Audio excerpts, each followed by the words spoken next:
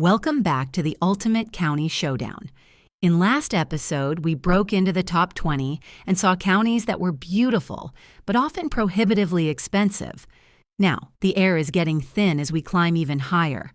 Let's count down the heavy hitters from 18 to 13, exploring the magnificent wilderness of the Lake District, the storybook land of Thomas Hardy, the home of Shakespeare, and the only county with two separate coastlines. These are all incredible places. Let's find out who ranks where. Sliding in just above its eastern neighbor, we have West Sussex at number 18.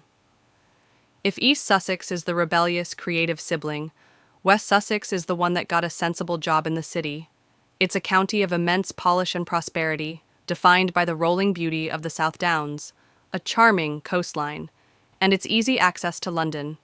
The vibe is affluent, orderly, and very civilized. This is classic home counties territory. Life revolves around pretty market towns, country pubs, and sailing clubs along the coast. It's less flashy than Surrey, but has a similar feel of comfortable, leafy prosperity. It's home to major events like glorious Goodwood horse racing and the Goodwood Festival of Speed, which tells you a lot about the local economy. The median home price is hefty £405,000, and expect to pay average rent £1,200 to £1,600 a month. The median household income is very strong, £41,500. The cathedral city of Chichester is beautiful and cultured. Towns like Horsham and Haywards Heath are perfect commuter hubs with a great quality of life. The castle town of Arundel is stunning, and villages like Petworth are packed with antique shops and charm. But the coastal town of Bognor Regis has a reputation for being a bit run down. The major con is the A27. This single road is the bane of every West Sussex resident's existence. It's the main artery that runs east to west along the coast, connecting all the major towns, and it is chronically, infuriatingly congested. Up to the far northwest now, to the magnificent wilderness of Cumbria. Let's be honest, when you think of Cumbria, you're thinking of the Lake District. It's home to England's highest mountain, its deepest lake, and arguably its most breathtaking scenery.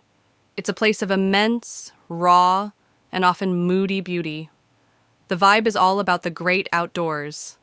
This is a place for walkers, climbers, the towns and villages within the national park, like Ambleside and Keswick. But there's another side to Cumbria. The west coast is post-industrial, and the major city, Carlisle, is a historic border town with a gritty, no-nonsense character. For sheer beauty, it's hard to beat Keswick or Grasmere. The market town of Kirkby Lonsdale on the edge of the Yorkshire Dales is an absolute gem.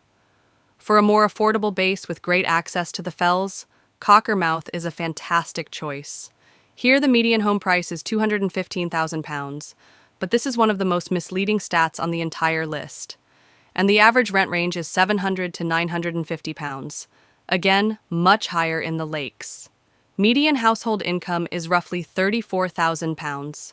The west coast towns like Barrow and Furness and Whitehaven face real economic challenges. They are geographically isolated, and the decline of traditional industry has hit them hard. The major con is tourists. The very thing that powers the economy is also its biggest curse. In summer, the Lake District is completely swamped.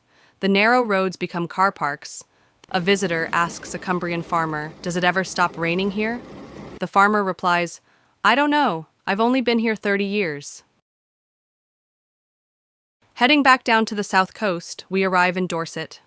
This is a county that feels like a classic children's storybook brought to life.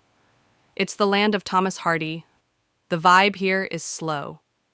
Things don't happen in a hurry in Dorset. It's a place that values tradition, politeness, and the simple pleasures. The coastline is the main draw, from the golden sands of Bournemouth and Poole Harbour home, to the ludicrously expensive Sandbanks Peninsula, to the dramatic cliffs at West Bay. Inland, it's all rolling hills and sleepy market towns.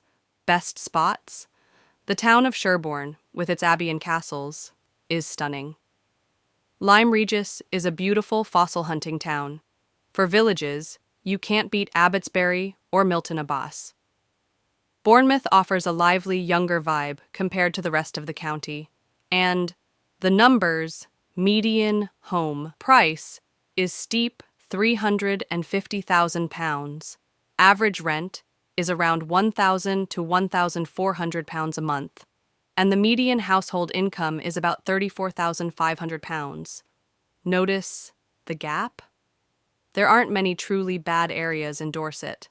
Some of the suburbs of Poole and Weymouth are a bit tired and have pockets of deprivation, but it's all relative. The biggest thing to avoid is probably the A35 in summer, unless you enjoy sitting in traffic for several hours. It's often called God's waiting room for a reason. The population is one of the oldest in the country. Warwickshire is a county that punches well above its weight in the history and culture stakes. It's dominated by one man, William Shakespeare. His birthplace, Stratford-upon-Avon, is a global tourist magnet, but there's also the magnificent Warwick Castle, the Roman history, and the elegant town of Royal Leamington Spa.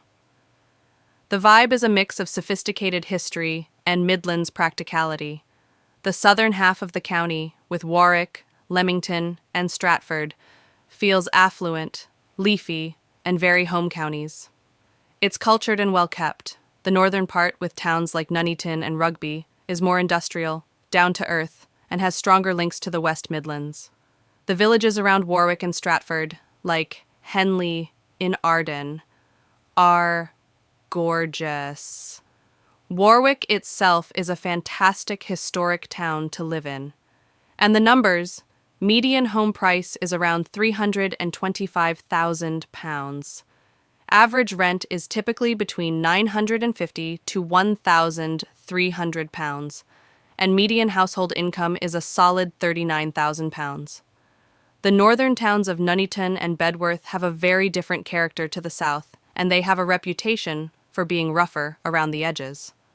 The major con is the Shakespeare tax. Similar to Cumbria, the overwhelming success of its main tourist draw can be a real burden. Stratford-upon-Avon can feel less like a living town and more like a historical theme park. The streets are choked with coaches and tourists, prices are inflated, and it can be a nightmare for locals just trying to go about their business. Next, Norfolk is a county that feels like it's set apart from the rest of England, and geographically, it's famous for the man-made Broads, a vast network of rivers and lakes, and its endlessly huge skies. It's a place that forces you to slow down, to breathe, and to appreciate the subtle beauty of a flat landscape. The vibe is wonderfully unpretentious.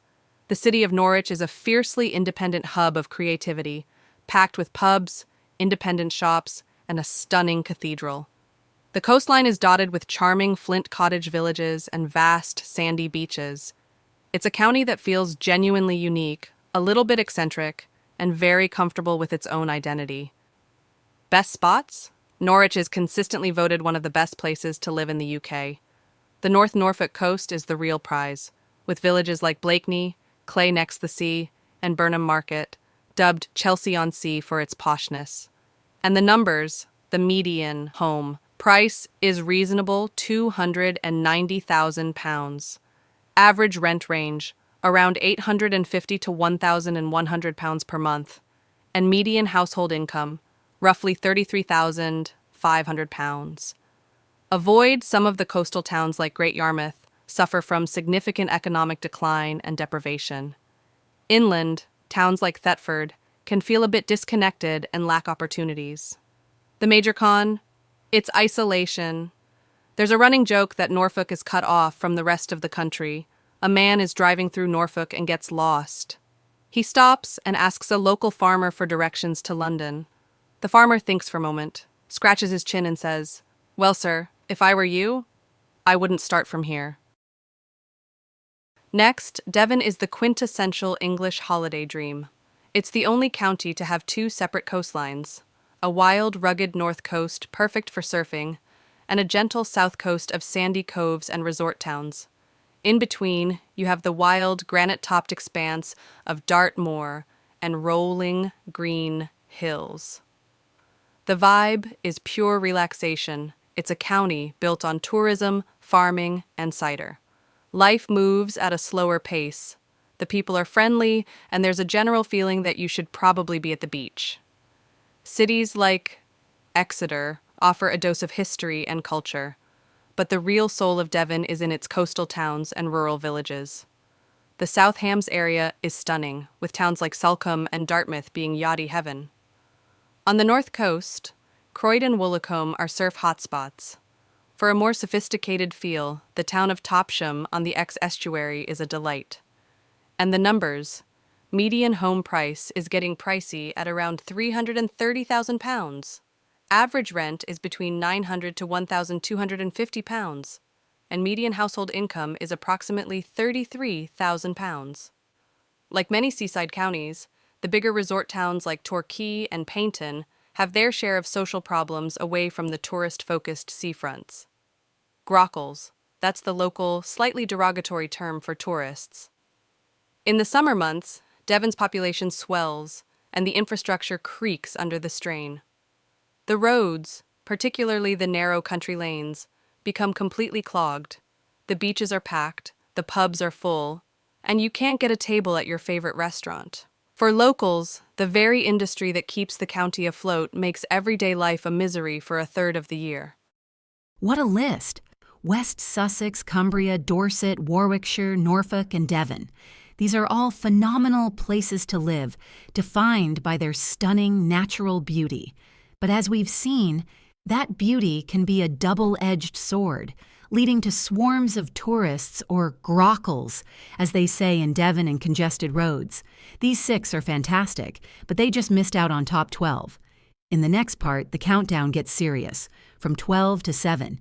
These are the elite, the counties that are almost perfect. Make sure you're subscribed for the penultimate episode of this series.